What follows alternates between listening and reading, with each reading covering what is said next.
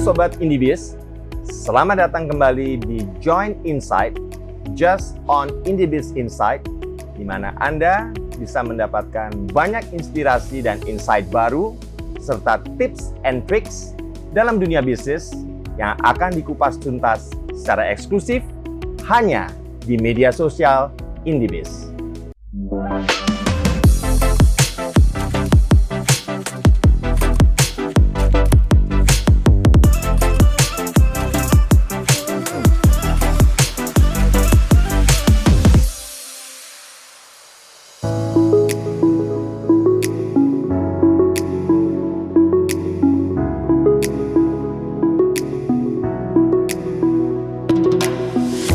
Kali ini saya ingin membahas perbedaan antara professionalism dan entrepreneurship.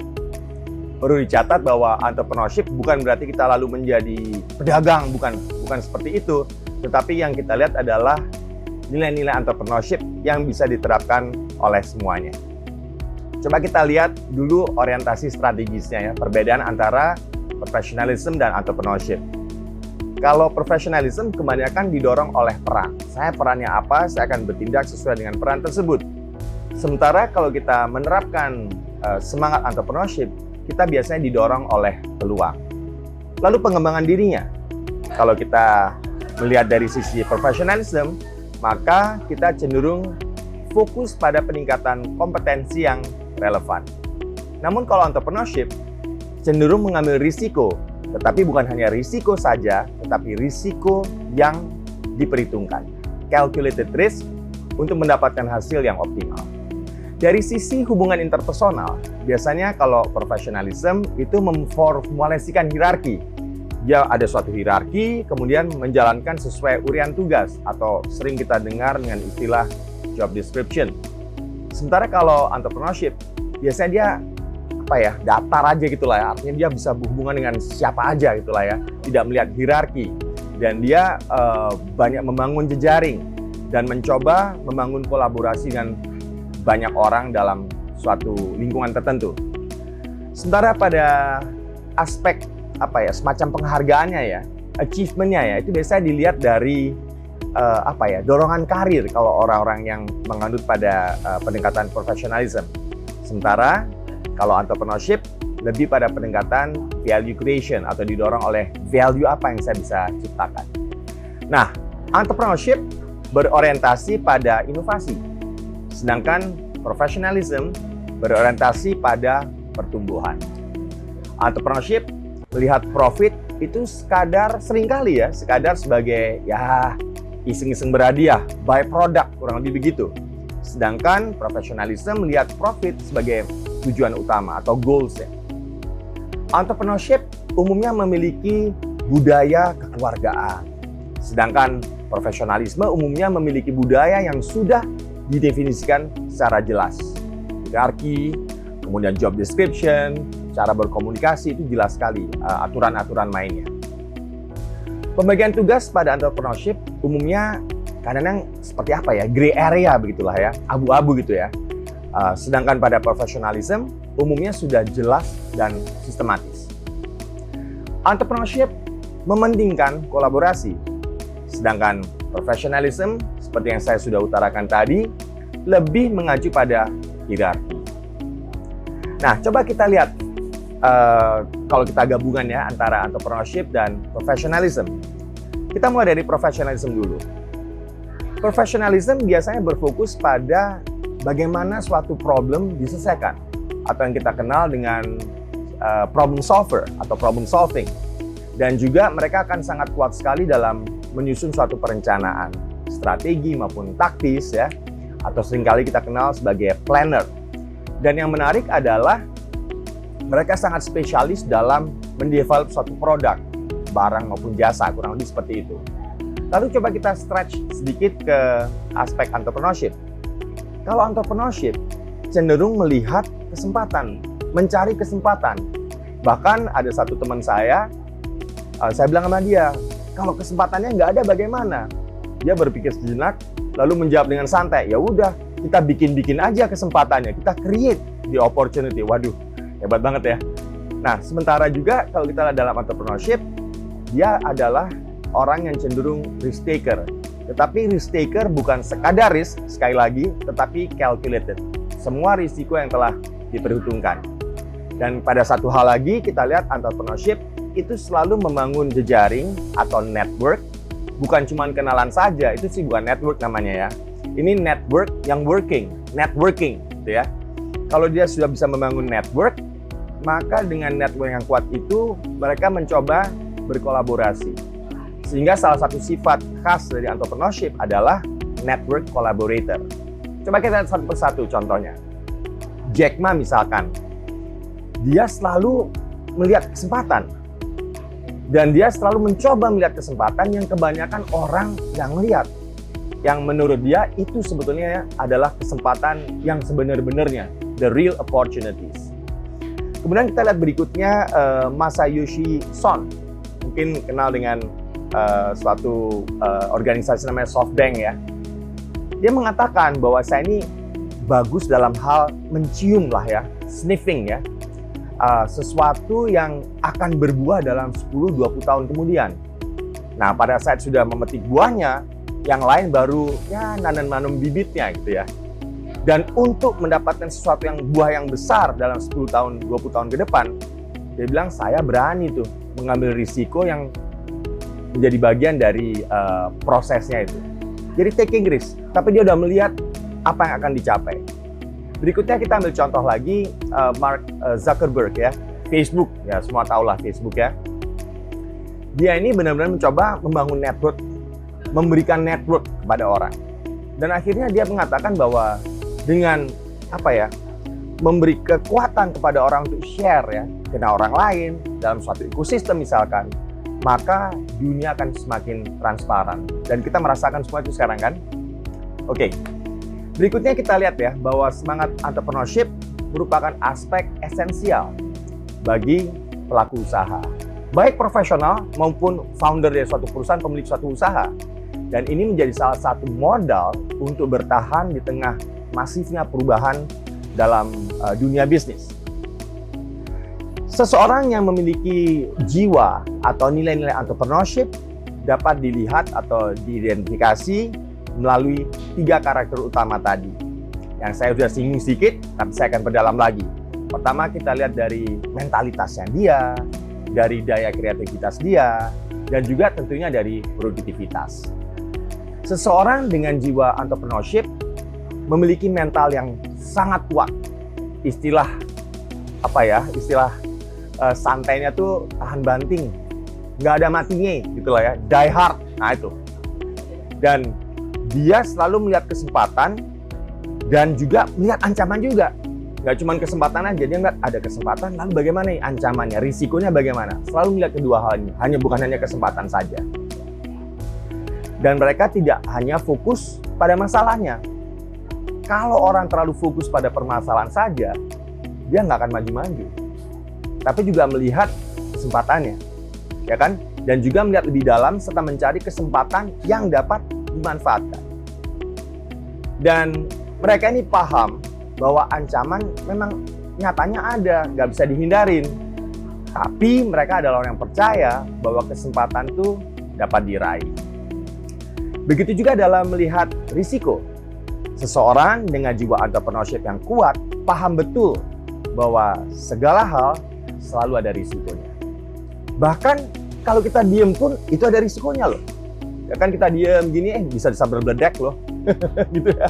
Bisa tahu-tahu ada orang naik sepeda nyasar nabrak kita juga. Semua ada risikonya. Jadi risiko memang selalu ada dimanapun. Even kita tidak melakukan apapun. Mereka tidak takut mengambil risiko tersebut karena telah memperhitungkan dengan matang berbagai konsekuensinya yang mungkin terjadi atau yang mungkin ada, seberapa besarnya, dan mencoba mengukur apakah mereka bisa dealing with all those risks. Yang ketiga, seseorang dengan jiwa atau semangat entrepreneurship paham bahwa usaha, bisnis, tugas yang dia jalankan tidak bisa berjalan sendiri. Kerjasama dengan banyak pihak. Kita kerjasama network kita dengan pemerintah, lembaga-lembaga pemerintah misalkan, dengan para akademisi gitu ya, dengan banyak perusahaan-perusahaan lain, bahkan dengan kompetitor.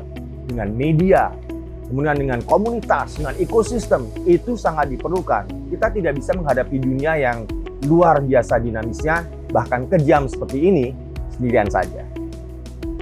Dari berbagai pihak tersebut yang tadi saya sudah sebutkan, mereka bisa membangun kolaborasi yang kuat untuk mendapatkan banyak sekali bantuan yang mungkin tidak dimilikinya. Bantuan finansial, bantuan cara memasarkan atau akses ke pasar, bantuan untuk mencari orang-orang yang kompeten untuk mendukung human capital-nya, kemudian mencari teknologi yang sesuai dengan usahanya, teknologi yang mumpuni untuk menghadapi kompetisi yang luar biasa ketat ini, dan juga memahami regulasi-regulasi dan berbagai aturan yang mungkin penting ya, karena kita tahu bahwa dalam berbisnis suatu organisasi tidak akan terlepas dari aspek hukum. Dari sisi kreativitas, mereka tidak hanya mampu memunculkan ide-ide kreatif, tetapi memastikan bahwa itu bisa dieksekusi, bisa direalisasikan. Jadi ada kreativitas, kemudian ada apa? Inovasi. Kreativitas itu adalah ide-ide kreatif yang visible, kemudian direalisasikan dalam suatu inovasi. Dan inovasi ini harus memberikan suatu solusi kepada customers. Penciptaan ide kreatif dapat dilakukan dengan banyak cara, antara lain mendatangi tempat-tempat baru, melakukan observasi, menemui banyak orang, diskusi, bertukar pikiran, bahkan ngobrol-ngobrol simple aja ternyata bisa memunculkan ide kreatif. Dan bahkan kita bisa melakukan juga dari banyak sekali secondary data ya. Kita mempelajari industri-industri, ada industri baru. Intinya adalah kita curious terhadap hal-hal di sekitar kita. Itu bisa merupakan landasan penting untuk mendorong proses kreatif kita. Nah, dari semua yang kita lihat itu, kita mendapatkan yang kita sebut suatu insights. Ya kan, suatu insight. Oh, ting gitu ya, kayak ada lampu nyala begitulah ya. Sehingga kita bisa memahami, menggali akar permasalahan, memahami apa sih pain points yang ada, dan akhirnya dari situ kita memikirkan, oh kayaknya ini harus diselesaikan dengan cara seperti ini nih. Solusi apa nih yang untuk bisa menyelesaikan masalah tersebut? Ingat bahwa kita jualan produk saja nggak cukup. Produk kita merupakan alat untuk memberikan solusi kepada para pelanggan. Nggak bisa kita jualan produk aja. Produk itu ada solusinya nggak buat saya. Orang selalu ngomongnya seperti itu. Dan kita lihat banyak sekali ya yang kita bisa lakukan untuk mendorong atau memperkuat jiwa entrepreneurship kita. Sebuah tips untuk mendorong seseorang agar semakin kuat entrepreneurship-nya dalam mengeksekusi suatu ide adalah dengan menciptakan kondisi memaksa. Nah ini mohon maaf nih bahasanya agak kasar ya. Itu saya menyebutnya fenomena dikejar anjing gitulah ya. Kalau kita suruh lari, ya kita lari sekenceng-kencengnya ya segitu aja. Tapi coba kita lari lalu ada anjing galak nguber kita, pasti larinya lebih kenceng lagi gitu kan. Bahkan kalau perlu terbang gitu ya. Kemudian katakanlah keterbatasan finansial, ya kan. Kemudian keterbatasan daya pikir, banyak sekali keterbatasan. Tekanan-tekanan ini yang mungkin akhirnya bisa menimbulkan orang untuk semakin kuat semangat entrepreneurship-nya, keluar ide-ide kreatif dan mengeksekusi ide-ide tersebut. Nah, untuk memastikan produktivitas, seseorang dengan jiwa entrepreneurship selalu mengombinasikan antara efisiensi dengan efektivitas. Jadi kalau kita bahas mengenai produktivitas, itu kita harus perhatikan dua unsur ini. Misalkan nih ada orang bilang bahwa wah kita ini tidak produktif. Nah kita harus bertanya ini nggak produktifnya karena kita tidak efisien dalam menjalankan operasional kita atau tidak efektif memanfaatkan berbagai sumber daya yang kita miliki dalam menjalankan suatu bisnis. Efektif memiliki artian bahwa semua aset atau sumber daya yang dimiliki atau kita pergunakan itu dapat dimanfaatkan secara optimal dan memberikan dampak signifikan dan positif, katakanlah terhadap penjualan kita. Jadi kalau ada aset besar, penjualan harus besar. Udah itu aja lah gampangnya, seperti itulah ya. Kemudian seseorang dengan jiwa entrepreneurship itu akan memastikan bahwa kalau kita bertambah asetnya atau sumber dayanya, Implikasinya apa? Ada konsekuensi. Harus meningkat nih penjualannya. Harus. Karena kalau enggak, berarti ada yang salah itu. Selesai. Berarti aset yang bertambah ini tidak efektif atau tidak dipergunakan secara efektif. Selain itu, mereka juga menghindari penggunaan aset atau sumber daya yang besar namun kecil terhadap penjualan dampaknya, ya kan? Misalkan saya dagang pisang goreng gitu ya, dagangannya laku, wah duitnya banyak. Lalu saya pikir beli apa ya? Oh saya mau beli aset, beli helikopter. Gak ada urusannya tuh beli helikopter dengan meningkatkan penjualan pisang goreng saya. Mungkin yang saya harus beli adalah aset-aset yang produktif, beli panci baru, beli kompor baru, ditambah. Nah itu akan meningkatkan dampaknya terhadap penjualan. Seseorang dengan semangat atau jiwa entrepreneurship juga memiliki kesadaran kuat bahwa pengeluaran yang sebenarnya tidak diperlukan merupakan indikasi terjadinya inefisiensi. Jadi kalau kita tidak efisien, itu dalam income statement kita, itu pasti ada pengeluaran-pengeluaran yang tersembunyi yang sebetulnya tidak perlu terjadi. Dan ini akan mengurangi operating margin atau margin keuntungan kita lah, kurang lebih seperti itu. Jadi segala bentuk inefisiensi, baik secara langsung, tidak langsung, kelihatan atau tidak, itu pasti mengurangi keuntungan bisnis atau profitabilitas. Penyebab inefisiensi antara lain, kita mulai dari contoh-contoh yang sederhana, misalkan kita mengirim barang ke alamat yang salah. Oh gampang, nanti kita kirim ulang lagi. Sederhana kan? Itu udah biaya loh. Lalu kita salah produksi, warnanya keliru, mesti diulang lagi, itulah ya. Inventory dibiarin numpuk, itu semua ada biayanya. Dan ini yang kita sebut inefficiency. Nah, coba kita lihat sekarang kuadran entrepreneurship ya, yang tadi saya udah bahas. Kita kembali lagi ke entrepreneurship. Kita bisa lihat dari sisi individunya ya. Individu ini bisa dilihat dari dua elemen, yaitu dari kemampuan dia untuk berproduksi ya, atau kapabilitas produksi, dan satu lagi adalah kekuatan dia untuk memahami pasar atau orientasi pasarnya. Jadi ada orang yang orientasi pasarnya rendah atau lemah, ada yang kuat sekali atau tinggi. Demikian juga kapabilitas produksinya. Ada yang memiliki kemampuan produksi yang sangat kuat sekali, ada yang nggak bisa berproduksi.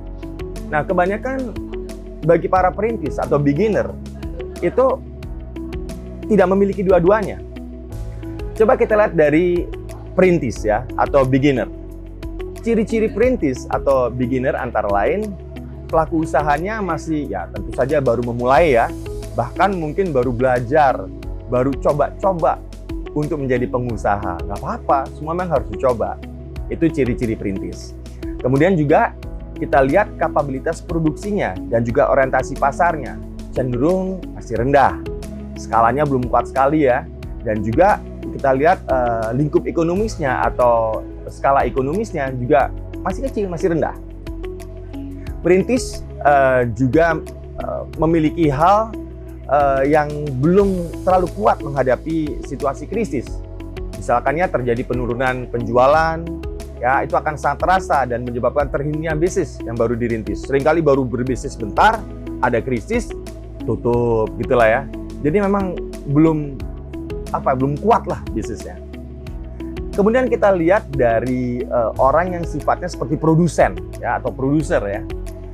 Ini pelaku usaha yang fokus pada sumber daya yang dimilikinya. Saya punya sumber daya ini ya. Enaknya bikin apa ya?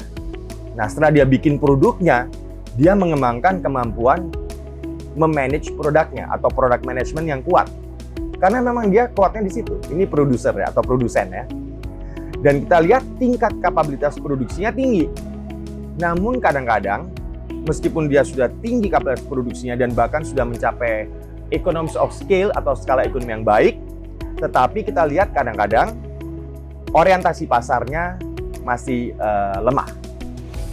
Nah, orientasi pasar yang lemah ini terlihat dari kemampuan adaptasi mereka terhadap dinamika pasar yang mungkin rendah, begitulah ya.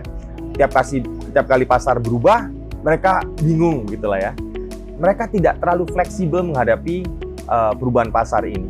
Dan kadang-kadang kemampuan inti mereka atau core competence mereka justru membuat mereka rentan terhadap tekanan jika pada suatu waktu terjadi krisis. Sekarang saya ingin mendiskusikan kelompok pedagang atau trader.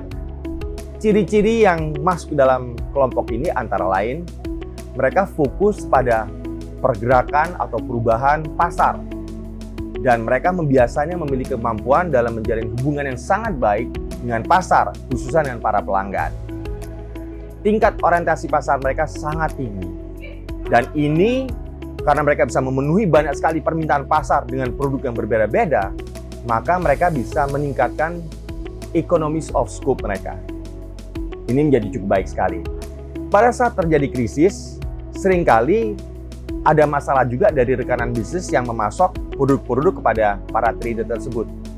Mereka biasa mengalami hambatan produksi. Nah, biasanya para trader ini juga mencari produser-produser lainnya yang bisa memasok produknya agar tetap bisa memenuhi permintaan pasar. Kemudian saya akan masuk ke yang terakhir ya, pebisnis ya, atau business person ya. Ciri-cirinya apa? Mereka ini mampu menyeimbangkan antara kemampuan product management atau manajemen produk dan customer management atau manajemen pelanggan. Dan bahkan mereka karena sudah memiliki kemampuan product management dan customer management, mereka juga kemudian mengembangkan kemampuan brand management. Nah, kapabilitas produksi mereka juga tinggi sekali dan orientasi pasar mereka juga kuat. Jadi dua-dua ya, kuat sekali dalam produksi dan kuat sekali orientasi pasarnya.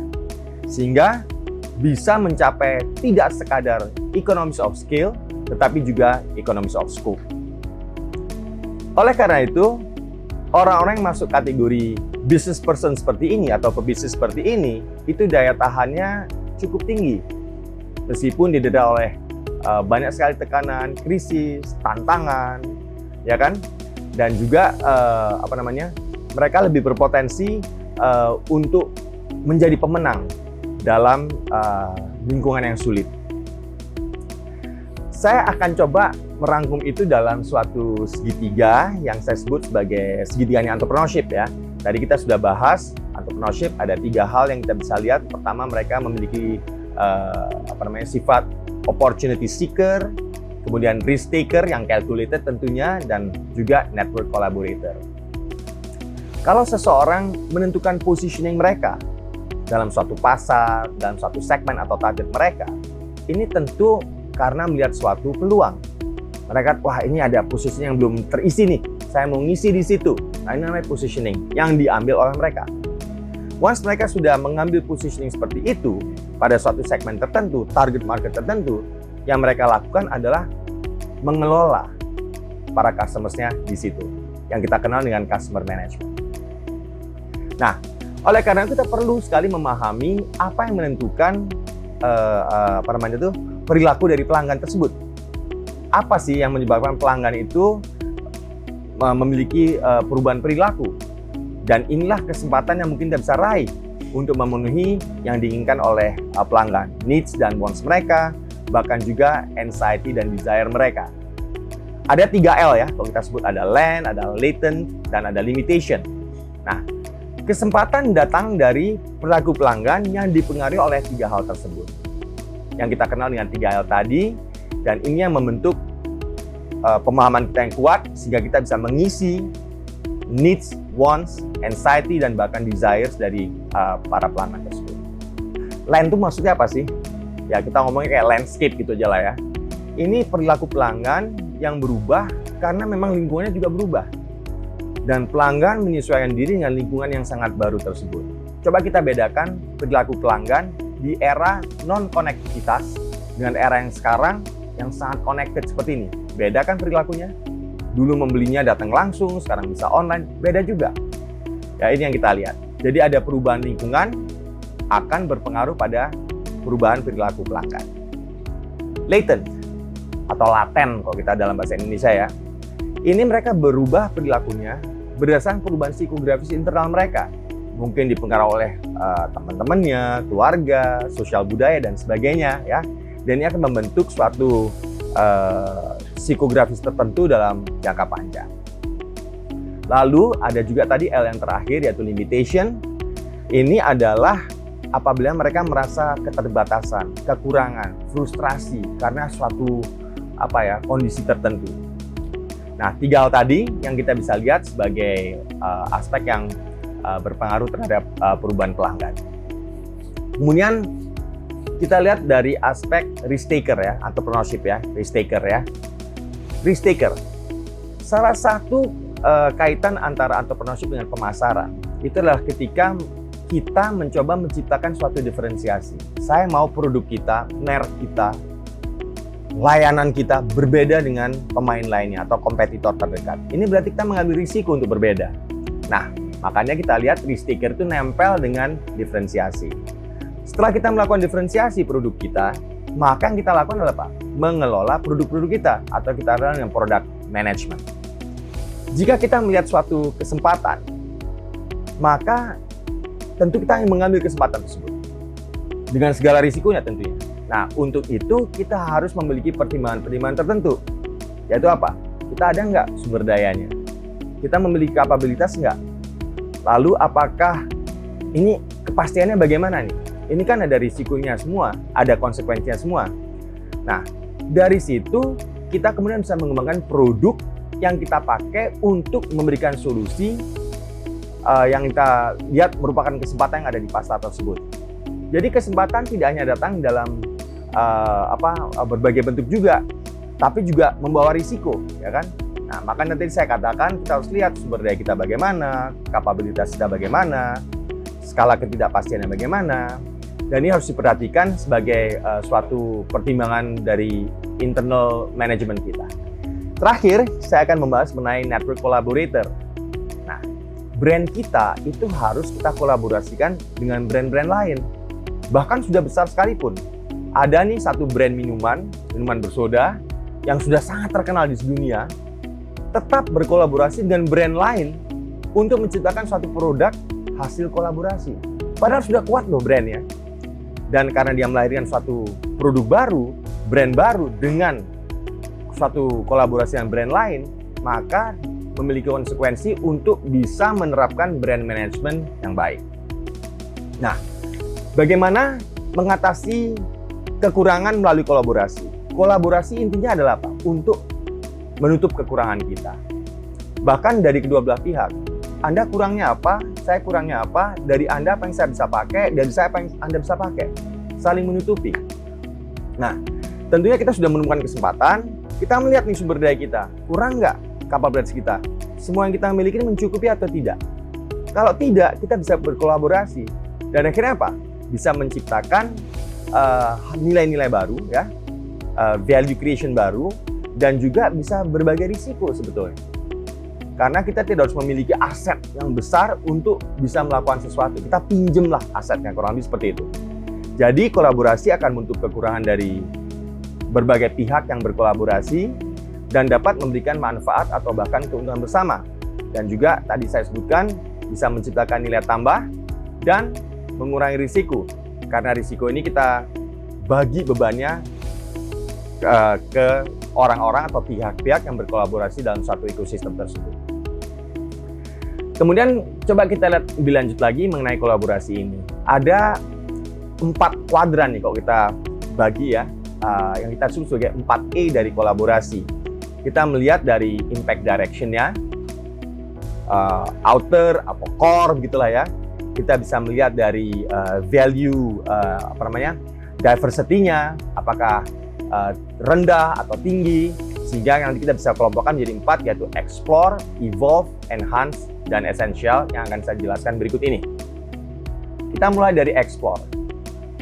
Ciri-ciri explore antara lain kolaborasi yang dilaksanakan untuk sementara waktu, menciptakan banyak nilai baru, dan umumnya mengajak pelanggan juga untuk berkolaborasi. Dan terkadang menjadi support system bagi tiap pihak yang terlibat dalam kolaborasi tersebut. Kalau enhance, ciri-cirinya antara lain, kolaborasi dibutuhkan untuk menunjang inti bisnis, mampu mendukung serta memperkuat proses bisnis. dan umumnya dilakukan pada bagian operasional bisnis seperti pemasaran, penjualan, keuangan, legal, dan sebagainya.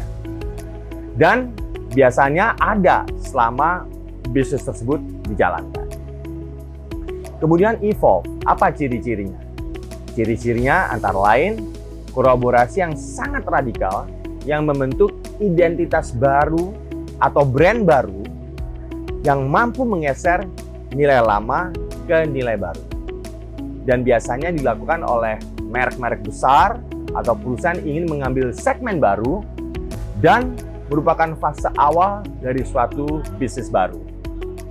Yang terakhir adalah dalam matriks esensial ya. Apa tuh ciri-cirinya? Ciri-cirinya antara lain kolaborasi yang fokus pada kapabilitas yang nantinya menjadi inti bisnis. Dan ini lumayan sulit untuk dirubah ya. Dan membentuk identitas baru dari merek atau perusahaan dan merupakan fase awal dari bisnis baru. Sekarang mari kita belajar dari beberapa tokoh berikut ini. Mungkin teman-teman semuanya sudah mengenal sosok Susi Pujiastuti. Beliau adalah mantan Menteri Kelautan dan Perikanan, dia Menteri ke-6 Kelautan dan Perikanan Republik Indonesia. Sebelumnya dia dikenal sebagai pengusaha. Dia memiliki perusahaan yang mengekspor produk-produk hasil perikanan dan juga memiliki suatu usaha berupa maskapai penerbangan yang kita kenal dengan Susi Air. Susi memulai bisnisnya kalau tidak salah pada tahun 1983 di Pangandaran. Pernah ke Pangandaran nggak? Bagus, datang deh ke sana. Susi menjadi seorang pengepul atau bahkan dalam tanda kutip tengkulak ikan, ya kan? Hingga pada tahun 1996 Susi berhasil mendirikan sebuah pabrik pengolahan ikan, dan pabrik tersebut diberi nama kalau tidak salah Asi Pujiastuti Marine Product. Pada mulanya Susi berbisnis di satu wilayah saja, tapi kemudian dia berkembang ke wilayah-wilayah lain, dan itu membuatnya membutuhkan transportasi yang lebih mumpuni lagi. Dan untuk kepentingan tersebut, agar produk hasil lautnya tetap segar dan sehat, dia mikir nih, saya mesti apa ya? Oleh karena itu pada tahun 2004, melalui salah satu bank BUMN yang terbesar juga, Bank Mandiri, itu meminjamkan dana, kalau tidak salah jumlahnya 4,7 juta dolar Amerika Serikat. Kalau tidak salah, ketika itu setara 47 miliar rupiah lah. Kemudian uang tersebut digunakan oleh Ibu Susi untuk membangun sebuah landasan. Selain itu, ia juga membeli pesawat Cessna Grand Caravan. Bisnisnya kemudian berkembang, sampai akhirnya perusahaan memiliki total lebih dari 30 pesawat Cessna Grand Caravan. Kemudian ada 1 pesawat Diamond Star, ada 9 pesawat Pilatus Porter, dan ada 1 pesawat Diamond Twin Star, dan seterusnya. Kalau tidak salah, saat ini Susi Air sudah mengoperasikan sekitar 50 pesawat terbang dengan berbagai jenis. Itu dari Ibu Susi ya. Sekarang kita belajar lagi dari yang lebih younger age, kelompoknya ini ya. Mungkin ada yang sudah mendengar nama Amanda Susanti. Dia adalah CEO dan founder dari Sayur Box, dan dia masuk dalam daftar Forbes Under 30 pada kategori Industry, Manufacturing, dan Energy pada tahun 2019. Amanda mulai mengamati proses distribusi sayur mayur dari petani ke pasar. Saat itu ia melihat berbagai masalah dan kesulitan yang dihadapi oleh petani untuk mendistribusikan hasil panennya ke pasar. Melihat adanya inefisiensi pada distribusi dan kurangnya akses yang dapat membatasi petani untuk mengirimkan produknya ke pelanggan yang tinggal di perkotaan, ini menjadi salah satu hambatan yang terjadi. Sehingga Amanda menemukan cara untuk menjalankan bisnis pertanian dengan menggunakan teknologi. Dari situlah muncul ide untuk mendirikan Sayur Box. Sayur Box mulai memasarkan sayur organik melalui media sosial, WhatsApp, dan Instagram. Pada tahun 2017, Sayur Box sempat hampir tutup karena pendanaan yang sangat kurang atau mungkin tidak mendapatkan pendanaan. Namun, sebagai seorang entrepreneur, Amanda berhasil memutuskan untuk tidak menutup sayur box dengan tujuan memberikan keuntungan secara ekonomi pada para petani. Sayur box semakin berkembang dengan menggunakan infrastruktur logistik.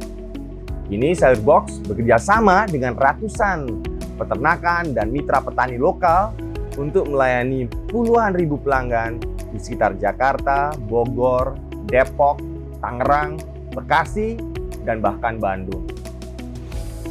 Demikian pembahasan kita kali ini. Sobat Indibis dapat memberikan usulan topik pembahasan yang ingin didiskusikan bersama para ahlinya dan pastinya akan dikupas tuntas eksklusif hanya di sosial media Indibis. Ciptakan peluang, wujudkan harapan.